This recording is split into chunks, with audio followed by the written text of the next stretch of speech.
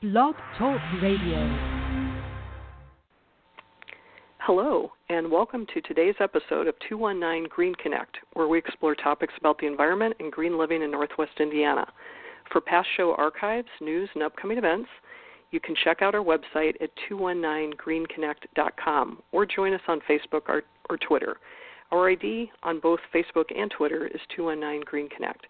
You can also subscribe to this podcast via iTunes. I'm your host, Kathy Sipple, and with me today I have David Holmquist. He's an experienced climate citizens lobby, did I get that right, for the Great Lakes region. I'm not sure why I'm messing that up. He is going to be teaching effective approaches to building political will and lobbying Congress at an upcoming training opportunity. So I am very excited to have David here to tell us about an upcoming opportunity that will be here in Valparaiso before too long. So welcome, David. David, hi. Can you tell us a little bit about the upcoming training that will be happening in Valparaiso?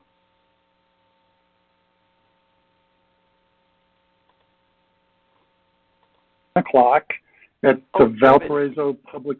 I'm so sorry, David. I'm not sure what happened there, but it looks like you might have dropped off. Could you just start that last part again? I think you were muted or something. Let me make sure. Okay. I apologize. You're fine now. Yes. Okay, good. Yes, the event is what we call a Climate Advocate Training Workshop. It will be held on Sunday, November 4th at the Valparaiso Public Library beginning at 1 o'clock. And it'll last about 3 hours. We have a lot of ground to cover.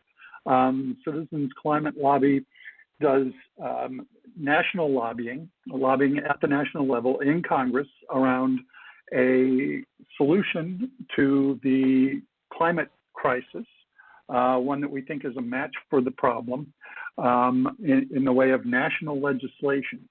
So the training is actually quite a bit about Citizens Climate Lobby, our history, the methods that we use, which we've been honing over the past 9 or 10 years, working on a particular proposal for national legislation, and opportunities for people to get involved.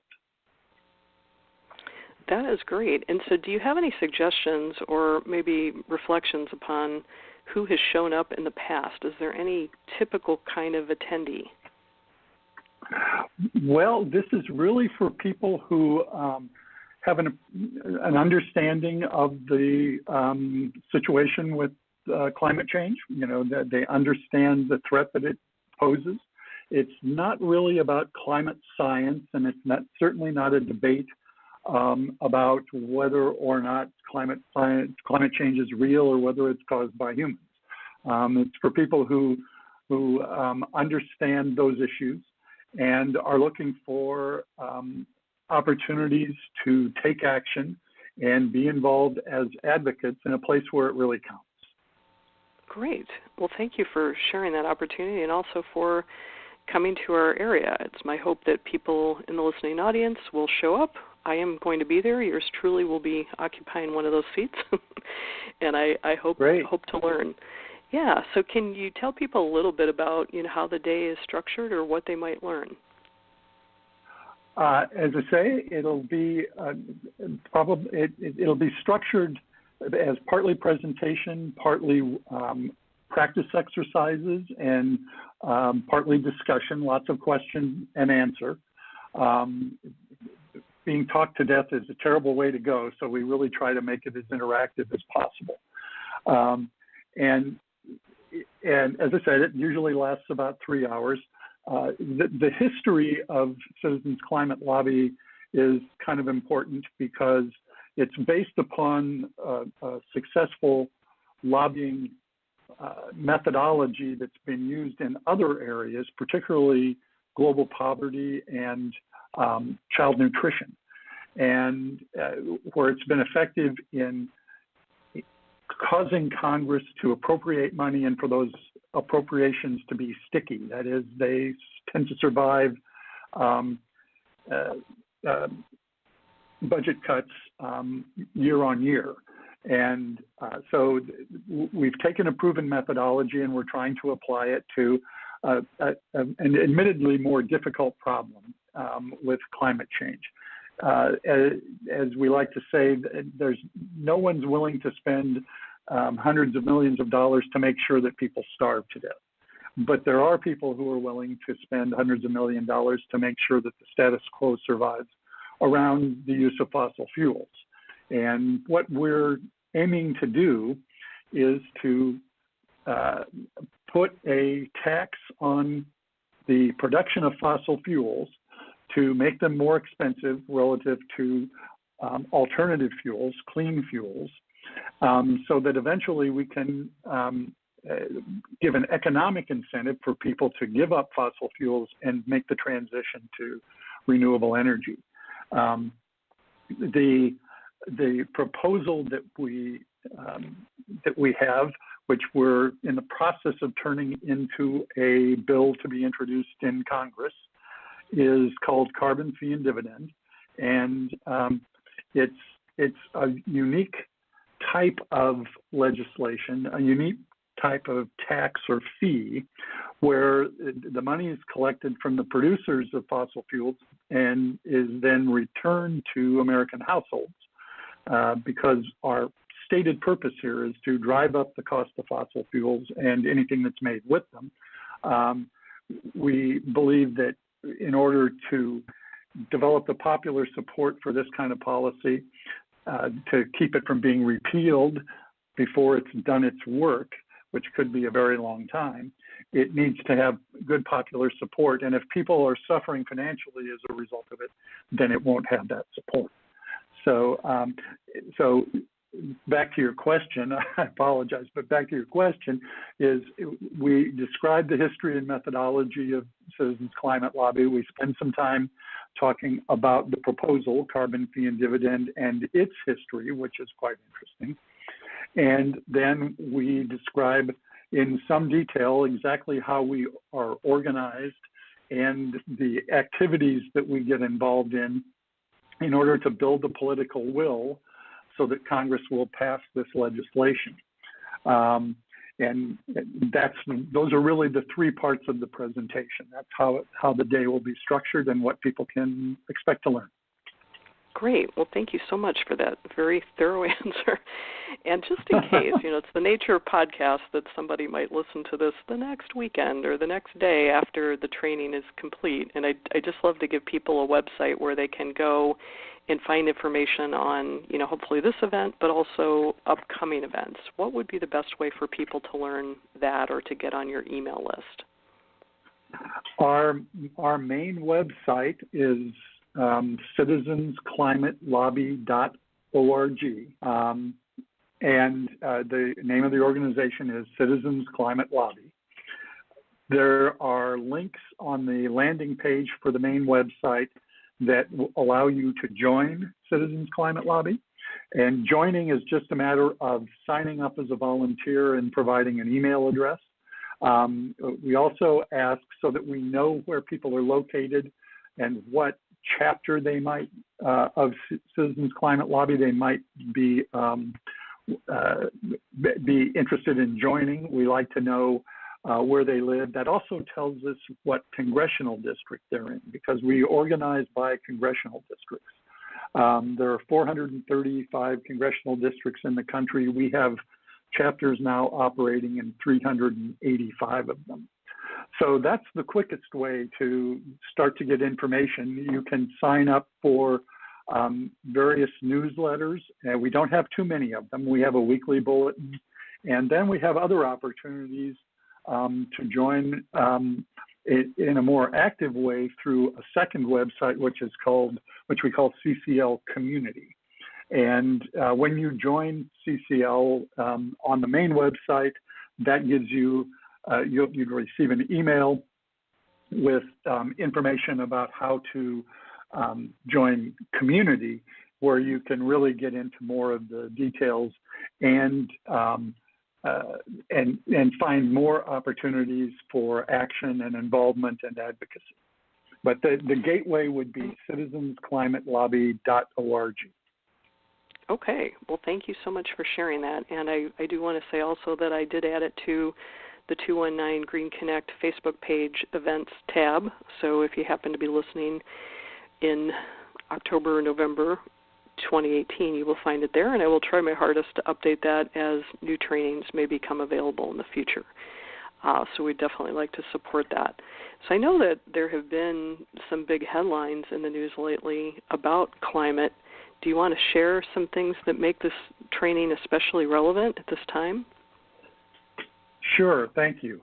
In the past 2 weeks, and specifically 2 weeks ago yesterday on October 8th, two things happened that are directly related to what we're doing.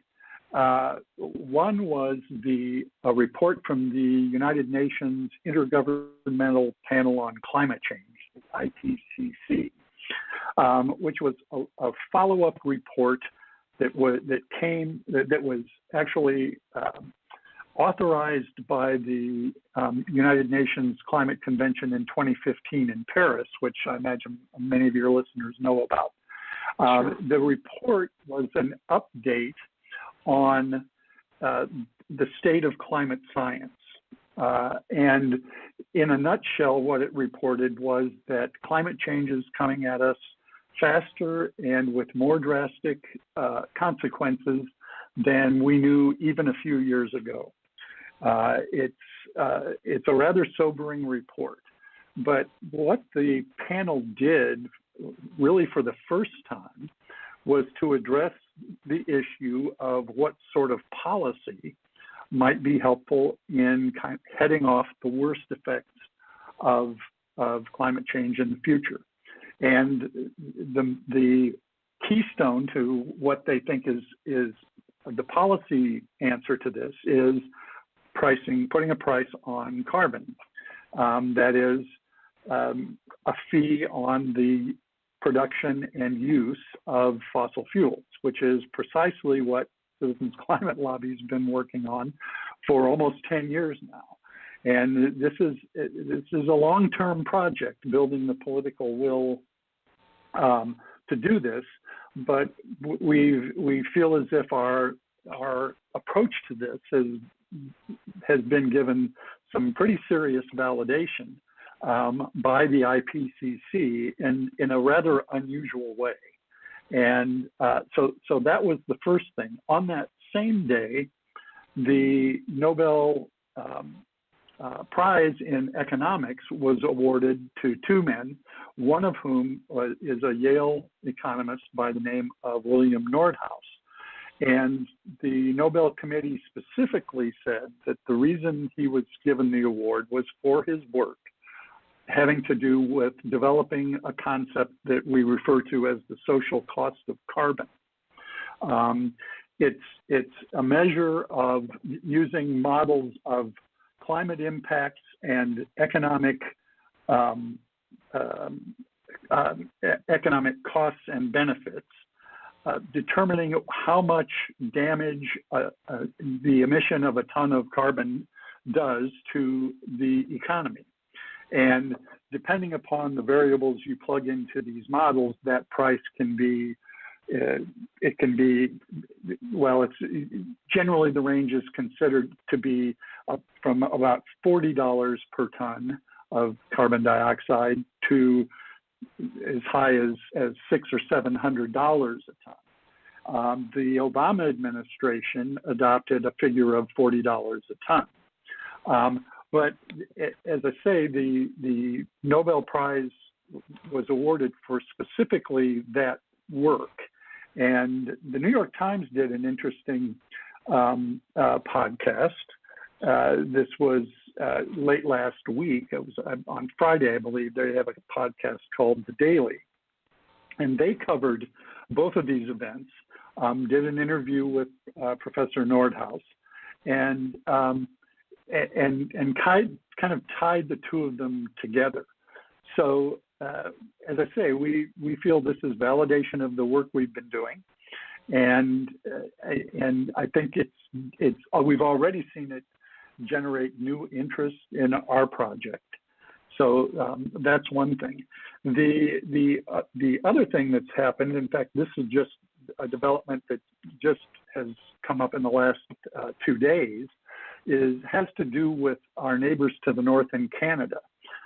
They have been talking for the past year about putting a price on carbon through a carbon tax or some form of carbon pricing that would be done at the provincial level in Canada.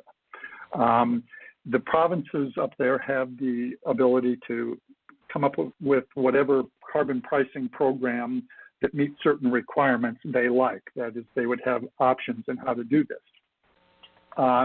But the federal government has, as of yesterday, is now talking about doing the kind of thing that we're talking about, that is levying a fee and returning the money to households. So again, that validates our approach.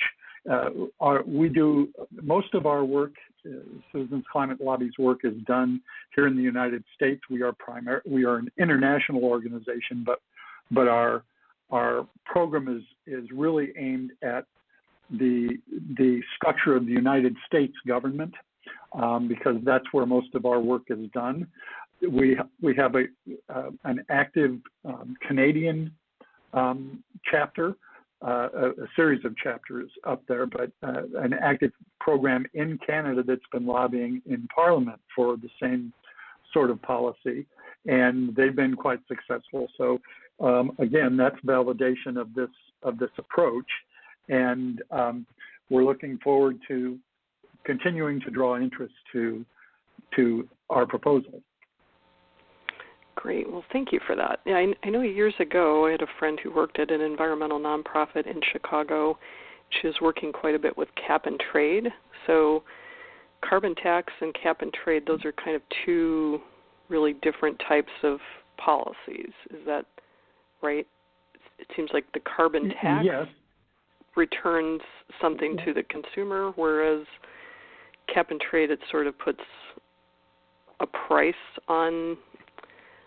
Well, I'll let you answer the question rather than guess. I know just enough to be dangerous right now. Yeah. I know the feeling. Cap and trade and carbon taxes generally are two ways to put a price on carbon. They're the two most common ways that are considered. Within the realm of carbon taxes, there are a whole variety of ways to design a carbon tax. And I'll just quickly distinguish between the two main ones. One would be a straight carbon tax, where you tax fossil fuels, but you don't but the revenue then could be used for any number of things. It might be used to offset other taxes. It could be used to subsidize alternative energy. It could be used to pay for education. There's a carbon tax proposal in Washington State right now where the revenue would be used for all three of those things and other things. That proposal doesn't return any money to the people directly to the people because there's a constitutional prohibition against that sort of a program in the state of Washington. But it is possible at the national level to return all of the revenue from the tax to the people. But a tax that doesn't somehow compensate households is a tax on carbon is always regressive. It hurts particularly lower income people, but also middle income people disproportionately because they spend a higher percentage of their income on energy, primary energy, and energy-related products. But in strict dollar terms, the amount of money is not that high. So when you return money to the people on an equal basis, that tends to protect particularly the bottom 2/3 to 3/4 of the income distribution. So I'm getting around to answering your actual question, but I wanted to. I'm with you. To make the point that within the realm of carbon taxes, there are better and worse ways from a number of standpoints to design them, and we feel that the carbon tax or fee that we've designed is the best way to design it. So then to differentiate between carbon taxes of various flavors and cap and trade, the real difference is that with a carbon tax, you go directly to the price. That is, you address the price directly by tacking a tax onto whatever the market price of a fuel is. With cap and trade, what you're trying to do is actually raise the price, but you do it indirectly by putting a cap on the emission of of greenhouse gases, sector by sector. You start with an overall national cap, and then you start to divide it up between sectors, then between actors within the sector. And everyone then has a mandate to lower their emissions. And the trade part of it is that in order to give flexibility particularly to large emitters, large industries and utilities who might have multiple facilities, the trade part allows entities that are already meeting their emissions requirements, their caps, or exceeding them. It allows them to sell permits for the emissions that they're entitled to, but that they're not emitting. Okay, then someone who needs to reduce their emissions has the option to buy those excess offset permits. Okay. Mm-hmm. Offset. Well, an offset is a little bit different, but that's different. Okay, sorry. But it allows. Here, yeah, no. Like I said, I know just enough to be dangerous. Mm-hmm. Well, I'll get to offsets if we have a little time. I'll try to get to them. But okay. Basically, the basic part of it is that it allows an emitter the option to either reduce their emissions by installing technology or somehow changing their operations, or to, in essence, buy their way out by purchasing someone else's spare emissions permits. So but as I say, the purpose of it is to raise the price of fossil fuels. So the way that's usually evaluated is by looking at the market, and there are markets established around the world in these emissions permits, and to see what the prices of them are. The problem is that nowhere in the world has the price of an emissions permit ever really exceeded $20 per ton. Wow. Our proposal would, and people in $40 a ton is the only place where it really even gets material, and it really doesn't begin to have an effect until the price gets up to around $80 a ton, right. and beyond that. So far they haven't been effective in raising the price, and there are all sorts of other issues that have to do with environmental justice that flow from the ability of emitters to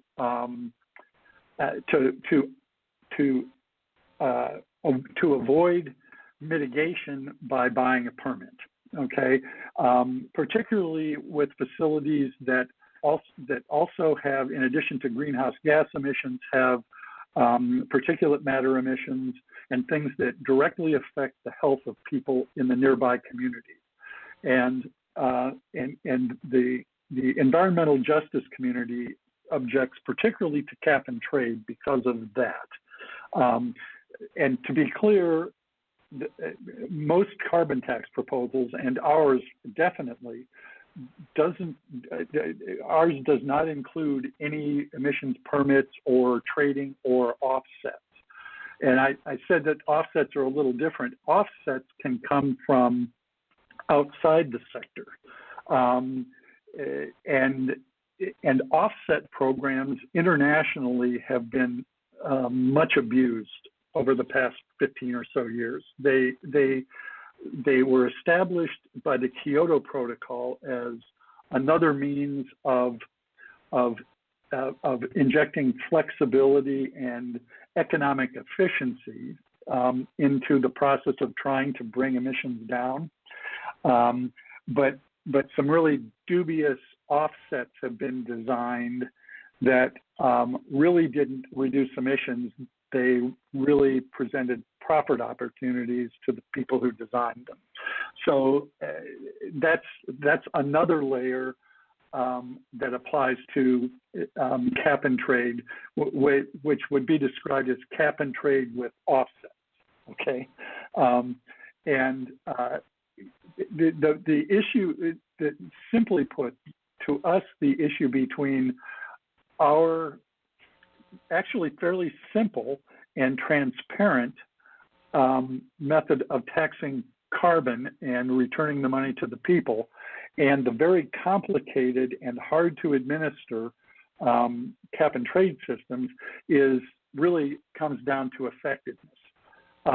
And our goal is to ratchet down emissions. I mean, the logic that we follow is the logic that comes out of these IPCC reports, which is that we need to begin to drastically reduce carbon dioxide emissions now. I mean, we really needed to start doing it.